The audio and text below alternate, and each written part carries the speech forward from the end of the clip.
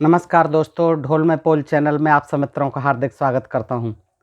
दोस्तों, आज हम देखेंगे कि जो समुद्र मंथन हुआ देवताओं और दैत्यों के द्वारा, और उसमें 14 रत्न निकले, उसमें अमृत भी निकला, जहर भी निकला, विष भी निकला।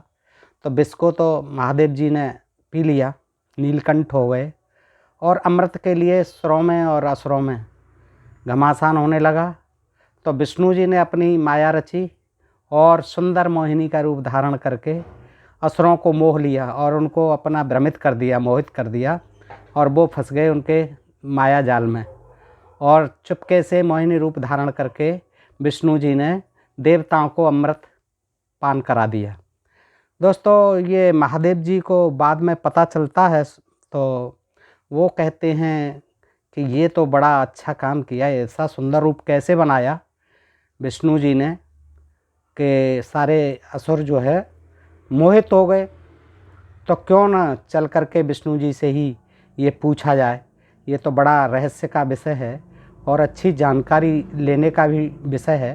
तो वो अपने उस पर चढ़ के बैल पर, नंदी पर, और विष्णु धाम को चल देते हैं और विष्णु जी से मुलाकात करते हैं। दोस्तों, ये प्रकरण है। फिर शिव जी भी मोहित होते हैं। वो कहते हैं कि आप दिखाइए कैसे बने थे मोहिनी। तो मोहिनी रूप धारण करते हैं फिर से विष्णु जी, और वो दिखाते हैं। तो शिव जी बहुत मोहित हो जाते हैं, बहुत मोहित हो जाते हैं, कामातुर हो जाते हैं, जबकि उनकी पत्नी पार्वती भी साथ होती हैं।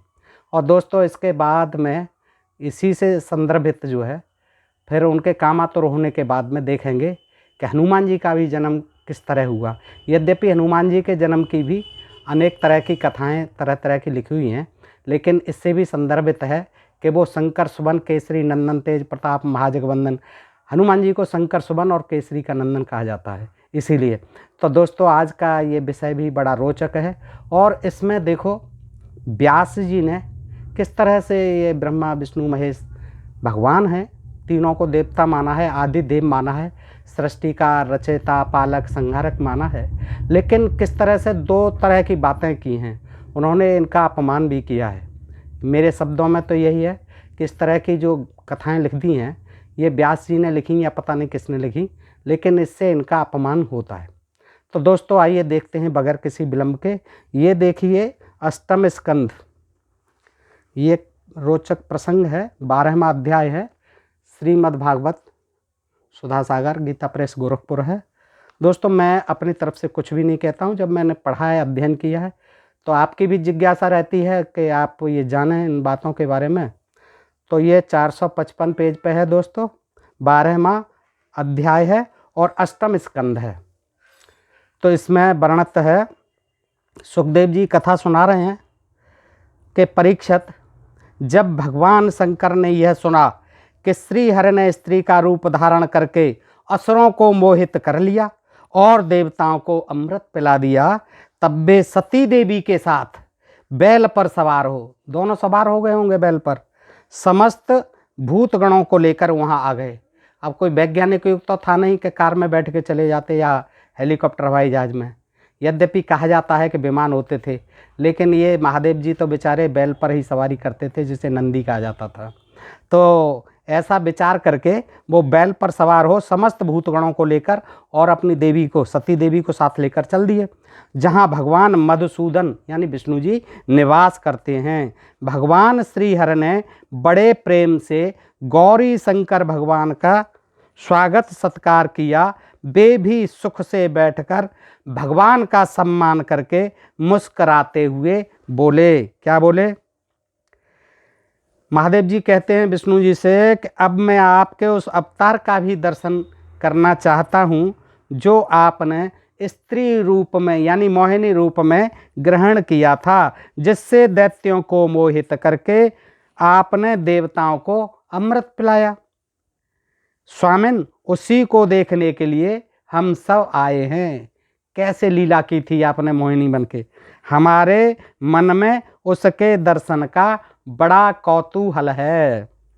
सुखदेव जी कहते हैं, जब भगवान शंकर ने विष्णु भगवान से यह प्रार्थना की, तब वे गंभीर भाव से हंसकर शंकर जी से बोले, गंभीर भाव से, फिर भी हंसकर शंकर जी से क्या बोले कि शंकर जी, उस समय अमृत का कलश दैत्यों के हाथ में चला गया था।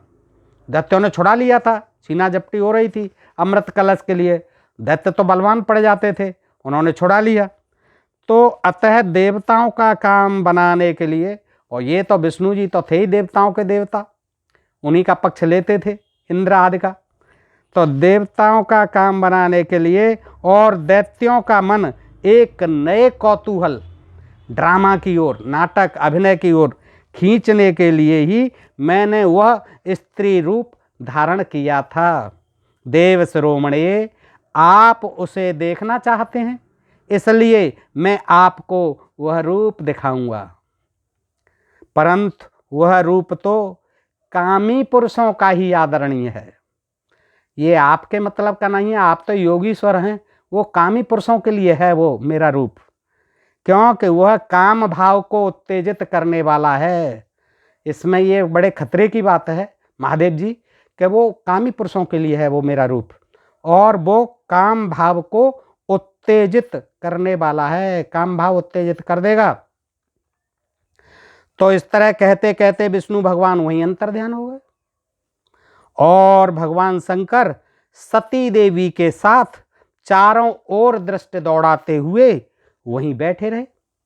इतने में ही उन्होंने देखा कि सामने एक बड़ा सुंदर उपवन है, उसमें भांत भांत के वृक्ष लग रहे हैं जो रंग बिरंगे फूल और लाल लाल कोपलों से भरे पूरे हैं। उन्होंने यह भी देखा कि उस उपवन में एक सुंदरी स्त्री गेंद उछाल उछाल कर खेल रही है, गेंद से खेल रही है। एक सुंदरी उपवन है और उपवन में एक सुंदरी गेंद उछाल उछाल कर खेल रही है। वह बड़ी ही सुंदर साड़ी पहने हुए है। यद्यपि उस समय मृगचर्म धारण करते थे, साड़ियों की फैक्ट्री थी नहीं उस समय दोस्तों, फिर भी मान लेते हैं व्यास जी महाराज हैं। गेंद के उछालने और लपक कर पकड़ने से उसके स्तन और उन पर पड़े हुए हार हिल रहे हैं। देखिए, गेंद के उछालने और लपक कर पकड़ने से उसके स्तन और उन पर पड़े हुए हार हिल रहे हैं। क्या आंखों देखा वर्णन कर रहे हैं व्यास जी। ऐसा जान पड़ता था मानो इसके इनके भार से उसकी पतली कमर पग पग पर टूटते टूटते बच जाती है। इतनी उसे खिल रही थी वो कि पतली कमर पग पग टूटते टूटते बच जाती है। वह अपने लाल लाल पल्लवों के समान सुकुमार चरणों से बड़ी कला के साथ ठुमक ठुमक चल रही थी, खेल भी रही थी, चल भी रही थी। उछलता हुआ गेंद जब इधर उधर छलक जाता था तब वह लपक कर उसे रोक लेती थी। इससे उसकी बड़ी बड़ी चंचल आंखें कुछ उद्विग्न सी हो रही थीं। उसके कपोलों पर कानों के कुंडलों की आभा जगमगा रही थी। उसके कपोलों पर, गालों पर कानों के कुंडलों की आभा जगमगा रही थी और घुंघराली काली काली अलकें उन पर लटक आती थीं। उन पर काली काली जुल्फें उन पर लटक आती थी अलकें, जिससे मुख और भी उल्लसित हो उठता था। जब कभी साड़ी सरक जाती और केसों की बेड़ी खुलने लगती तब अपने अत्यंत सुकुमार बाएं हाथ से वह उन्हें संभाल संभाल लिया करती। उस समय भी वह दाहिने हाथ से गेंद उछाल उछाल कर सारे जगत को अपनी माया से मोहित कर रही थी। अब सारा जगत देख रहा था स्टेडियम में बैठा हुआ गेंद के खेल को, क्योंकि पार्वती जी और शिव जी तो सारे जगत के ही प्रभु हैं, तो इसलिए सारा जगत ही कह दिया लेखक ने। गेंद से खेलते खेलते उसने तनिक सजल भाव से, सलज्ज भाव से, यानी लज्जा भरे भाव से मुस्कुराकर तिरछी नज़र से शंकर जी की ओर देखा। हाँ, वो देख भी रही है कि शंकर जी देख रहे हैं मुझे, सती जी भी देख रही हैं। बस उसका मन, उनका मन हाथ से निकल गया, शिव जी का मन हाथ से निकल गया। देखिए, वे मोहिनी को निहारने और उसकी चितवन के रस में डूबकर इतने विह्वल हो गए कि उन्हें अपने आप की भी सुध न रही। औरतों का सौंदर्य ऐसा ही होता है कि आदमी सुध बुध भूल जाता है, चाहे वो हमारे देवता हों चाहे हमारे भगवान हों।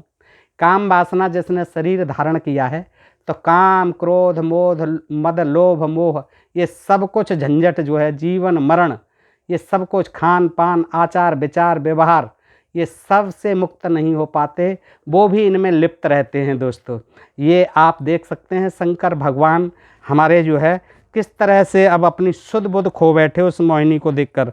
फिर पास बैठी हुई सती और गणों की तो याद ही कैसे रहती। भूल गए सब सुध बुध, कहाँ गण कहाँ सती। एक बार मोहिनी के हाथ से उछलकर गेंद थोड़ी दूर चला गया, वह भी उसके पीछे दौड़ी। उसी समय शंकर जी के देखते देखते वायु ने उसकी झीनी सी साड़ी करधनी के साथ ही उड़ा ली। उसकी झीनी सी साड़ी करधनी के साथ ही उड़ा ली, ऊपर को हो गई। मोहिनी का एक एक अंग बड़ा ही रुचिकर और मनोरम था। क्या कहने, साड़ी जब हटेगी तो उसके वर्णन कर दिया कि एक एक अंग बड़ा ही रुचिकर और मनोरम था। जहाँ आँखें लग जाती शिव जी की उसी लग जाती, लगी ही रहती। यही नहीं, मन भी वहीं रमण करने लगता। उसको इस दशा में देखकर भगवान शंकर उसकी ओर अत्यंत आकृष्ट हो गए। स्वाभाविक था होना। उन्हें मोहिनी भी अपने प्रति आसक्त जान पड़ती थी। उन्हें भी लग रहा था कि ये भी मेरी तरफ आकर्षित है। उसने शंकर जी का विवेक छीन लिया।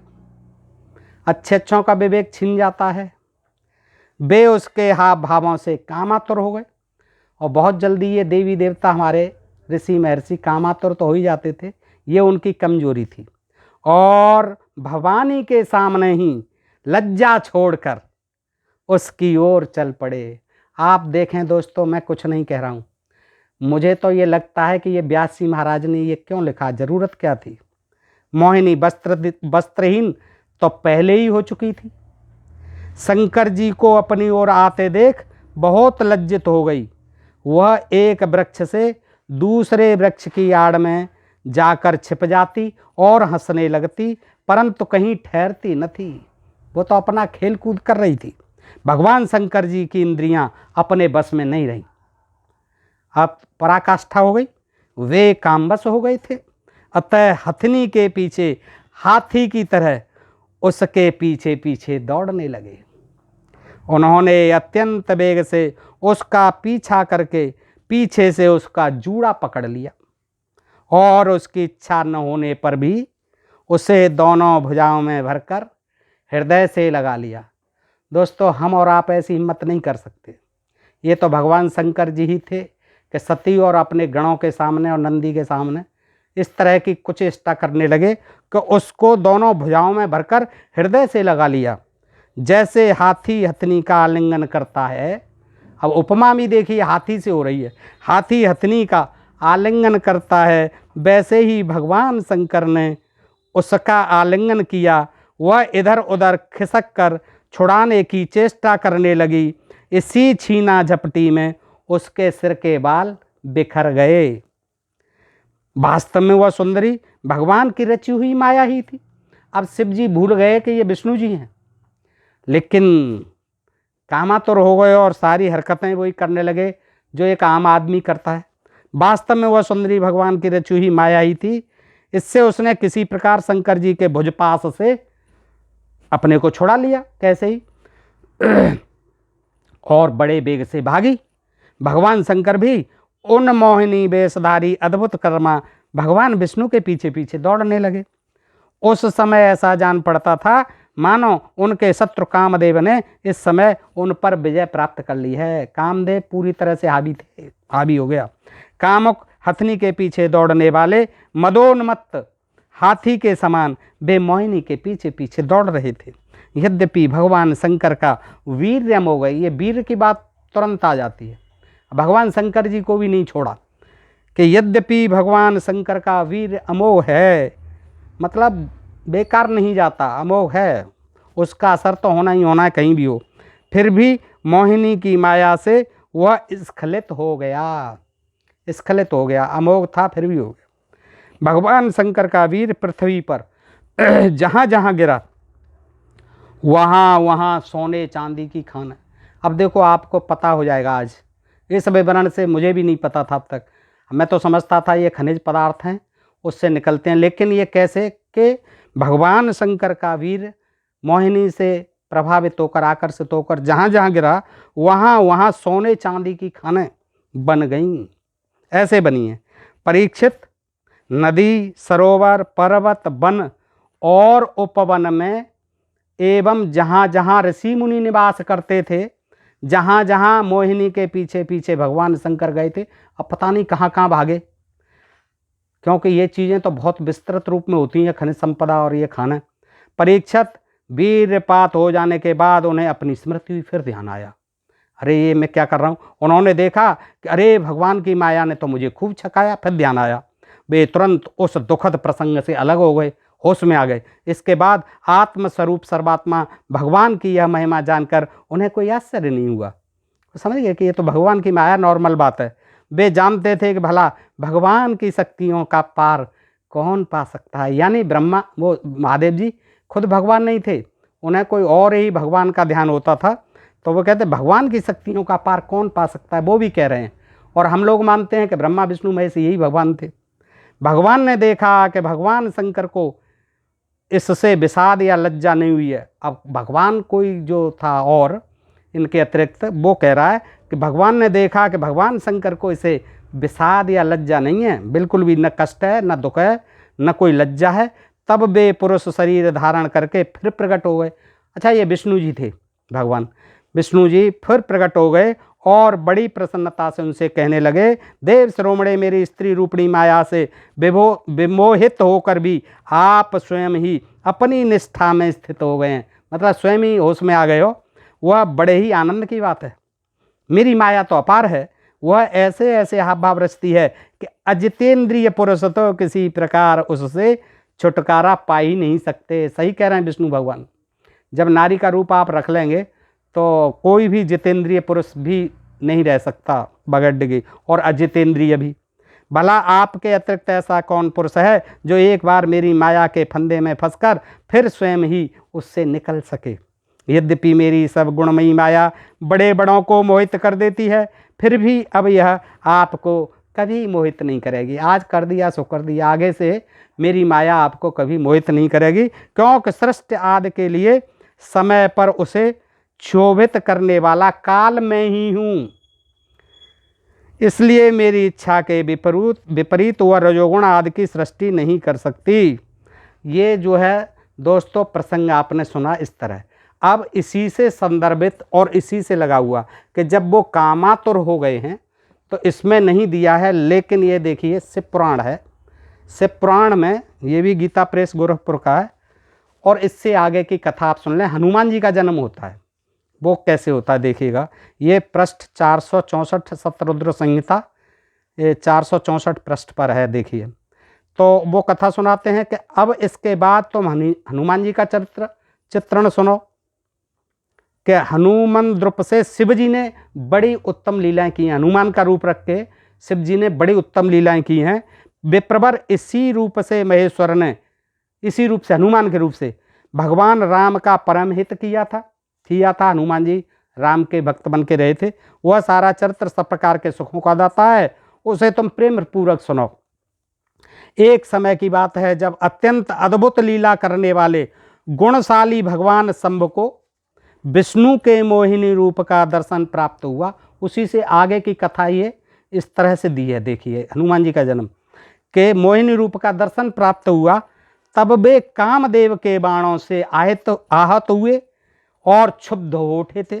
उस समय उन परमेश्वर ने राम कार्य की सिद्धि के लिए अपना वीरपात किया। उसमें आपने देखा मद्भागवत में वीरपात हो गया और वो होश में आ गए। लेकिन यहाँ क्या लिखा है, आगे बढ़ा दिए उसको, इसमें शिव पुराण में कि अपना वीरपात किया, तब सप्तऋषियों ने, सप्तऋषि भी आ गए थे वहाँ इसके, उस वीर को पत्र पुटक में स्थापित कर लिया, एक दोने में स्थापित कर लिया, क्योंकि शिव जी ने ही राम कार्य के लिए आदर पूर्वक उनके मन में प्रेरणा की थी। अब देखिए, एक ही लेखक दो ग्रंथों में दो तरह की बातें लिख रहे हैं।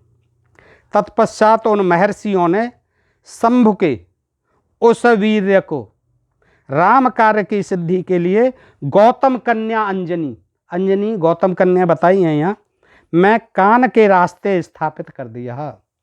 शिव जी के गिरे हुए वीर्य को दोने में संभाला सप्तऋषियों ने, और उसको ला करके गौतम कन्या अंजनी के कान के रास्ते, कान में डाल दिया। सीधी सी बात है, कान में डाल दिया। तब समय आने पर उस गर्भ से शंभु महान बल पराक्रम संपन्न बानर शरीर धारण करके उत्पन्न हुए। ये शंकर जी फिर बंदर का रूप रख के, बानर रूप रख करके प्रकट हुए, धारण करके उनका नाम हनुमान रखा गया।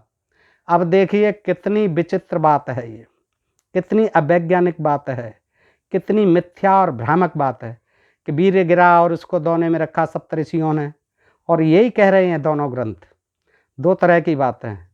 अब वो उसको जो है कान में डाल दिया गौतम कन्या अंजनी के में, और उससे बानर का रूप रख के ये शिवजी ही पैदा हुए, उनका नाम हनुमान रखा गया। महाबली कपीश्वर हनुमान जब शिशु ही थे, देखिए जब बच्चे ही थे, उसी समय उदय होते हुए सूर्य बिंब को छोटा सा फल समझकर तुरंत ही निगल गए। अब देखिए ये भी दिखा दिया कि वो जब माँ अंजनी की गोद में खेल रहे हैं, पता नहीं कान से ही पैदा हुआ बताते हैं उन्हें, क्योंकि कान में ही उनका वीर्य जो है डाला गया था। तो वो जब पैदा हो जाते हैं तो गोद में थे, और सूर्य बिंब को छोटा सा फल समझकर तुरंत ही निगल गए। अब देखिए करोड़ों किलोमीटर दूर है, कितना विशाल है कि तमाम पृथ्वियाँ, कई सैकड़ों पृथ्वियाँ उसमें समा सकती हैं, और वो जो है उसको ऊपर पहुँच करके हनुमान जी मुंह में रख लिया। जब देवताओं ने उनकी प्रार्थना की, फल समझकर तुरंत ही निकल गए, तो जब देवताओं ने उनकी प्रार्थना की तब उन्होंने उसे महाबली सूर्य जानकर उगल दिया। अब ऐसी विचित्र बातें केवल हमारे देश में हुई हैं, हमारे महान ऋषियों ने ही लिखी हैं। दोस्तों अब इनमें सच्चाई क्या है ये तो आप स्वयं भी विवेक देखें, क्योंकि आज वैज्ञानिक युग है और हम सब आप लोग पढ़ रहे हैं, और इसी का वो है कि मैं आपके सामने ये सुना रहा हूँ। अन्यथा ये तो हम लोगों के लिए तो निषिद्ध कर रखे थे कि इनको तो सुननी नहीं है, पढ़ानी नहीं है। दोस्तों ये हमारा सौभाग्य है और इनका दुर्भाग्य है जो लिख के रख गए कि इनकी जो है ये देखिए क्या लिख रखा है इन्होंने, पढ़ पढ़ के भी अचंभा होता। दोस्तों खैर, जब देवताओं ने उनकी प्रार्थना की तब उन्होंने उसे महाबली सूर्य जानकर उगल दिया मुंह में से। तब देवर्षियों ने उन्हें शिव का अवतार माना। तब देवर्षि सारे आ गए, उन्होंने कहा अरे ये तो शिव जी का अवतार हैं, और बहुत से वरदान दिए उन्हें। फिर भी देखो ऋषियों ने वरदान दिए भगवान को। तदनंतर हनुमान अत्यंत हर्षित होकर अपनी माता के पास गए और उन्होंने यह सारा वृतांत आदरपूर्वक कह सुनाया। अब कहाँ माता कहाँ चली गई थी, तब पृथ्वी कहाँ चली गई थी, वो तो बहुत बड़े रहे होंगे हनुमान जी, बहुत बड़ा विशाल शरीर होगा, तो क्या अंजना मैया को पता नहीं था कि ये कहाँ गए, क्या कर रहे हैं। फिर माता की आज्ञा से धीरे वीर कपि हनुमान ने नित्य देखिए सूर्य के निकट जाकर उनसे अनायास ही सारी विद्याएं सीख ली। सूर्य के निकट रोज जाने लगे अब, और सूर्य भगवान से सारी शिक्षाएं ग्रहण कर ली उन्होंने। सूर्य भगवान जो है सारी शिक्षाएं देते थे, यूनिवर्सिटी खोल रखी थी उन्होंने ऊपर। तदनंतर रुद्र के अंशभूत कपिश्रेष्ठ हनुमान सूर्य की आज्ञा से सूर्यांश से उत्पन्न हुए सुग्रीव के पास चले गए। अब देखिए सुग्रीव भी बानर थे, और वो भी इनकी बिरादरी के थे, जनजाति थे जो पर्वतों पर और जंगलों में रहती थी, जिन्होंने राम की मदद की है। सुग्रीव बाली के भाई थे, तो ये भी बाली बानर थे, तो ये वो भी सूर्यांश से उत्पन्न हुए हैं, सूर्य भगवान से। बताइए, सुग्रीव के पास चले गए, इसके लिए उन्हें अपनी माता से भी अनुज्ञा मिल चुकी थी। अब पता नहीं क्यों वो पैदा तो गौतम कन्या से हुए थे, वहाँ क्यों गए। सुग्रीव से उनका क्या लेना देना था, लेकिन सूर्य भगवान ने कह दिया कि एक अंश मेरा वहाँ भी है सुग्रीव नाम का, वहीं चले जाओ, और वो भी बानर है। तदनंतर नंदीश्वर ने भगवान राम का संपूर्ण चरित्र संक्षेप से वर्णन करके कहा। अब ये जो है नंदीश्वर ने कथा सुनाई है, इसमें नंदीश्वर कह रहे हैं, वही जो उनके वैल हैं, कि मुने इस प्रकार कपश्रेष्ठ हनुमान ने सब तरह से श्री राम का कार्य पूरा किया, नाना प्रकार की लीलाएं की, असुरों का मान मर्दन किया, भूतल पर राम भक्ति की स्थापना की, राम भक्ति की स्थापना की भूतल पर। ऐसा हनुमान जी दास थे, और दास ही जनजातियों का काम होता है, शूद्रों का काम सेवा करना, तो इसलिए हनुमान जी शूद्र थे, जनजाति थे। दोस्तों ये भी चीज़ें इन्हीं से ज्ञान प्राप्त होता है। दासत्व तो कोई क्षत्रिय नहीं करता था, क्षत्रिय का न कोई ब्राह्मण करता था, न कोई वैश्य करता था। इनका जो है दासत्व तो केवल शूद्र वर्ण करता था, और शूद्र वर्ण में ही हमारी सारी अनार्य जातियाँ, ये जनजातियाँ सारी आती थीं। तो वो हनुमान जी इसलिए जनजाति थे। अब कोई कहने को कुछ भी कहता रहे। स्वयं भक्ताग्रगणी होकर सीताराम को सुख प्रदान किया, बे रुद्रावतार है सुरशाली हनुमान, लक्ष्मण के प्राणदाता। बिल्कुल, अगर हनुमान जी संजीवनी बूटी नहीं लाते तो लक्ष्मण जी भी जिंदा नहीं हो पाते दोस्तों। तो इसलिए सही कहा है, ऐश्वर्यशाली हनुमान, लक्ष्मण के प्राणदाता, संपूर्ण देवताओं के गर्भहारी, गर्भ को हरने वाले और भक्तों का उद्धार करने वाले हैं महावीर हनुमान, सदा राम कार्य में तत्पर रहने वाले, लोक में रामदूत नाम से विख्यात, राम जी के नाम से, रामदूत के नाम से, रामदूत अतुलित बलधामा, रामदूत नाम से विख्यात हैं, दैत्यों के संहारक और भक्त वत्सल हैं। तात इस प्रकार मैंने हनुमान जी का श्रेष्ठ चरित्र, जो धन, कीर्ति और आयु का वर्धक तथा संपूर्ण अभिष्ट फलों का दाता है, तुमसे वर्णन कर दिया।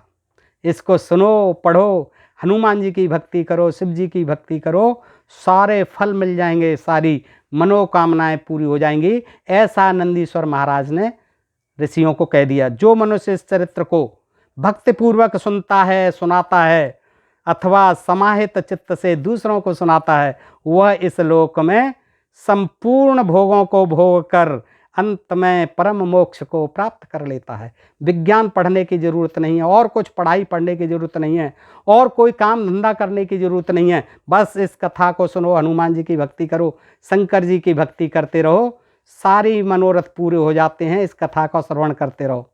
तो दोस्तों ये इनका ज्ञान है, मैंने आपके समक्ष रखा।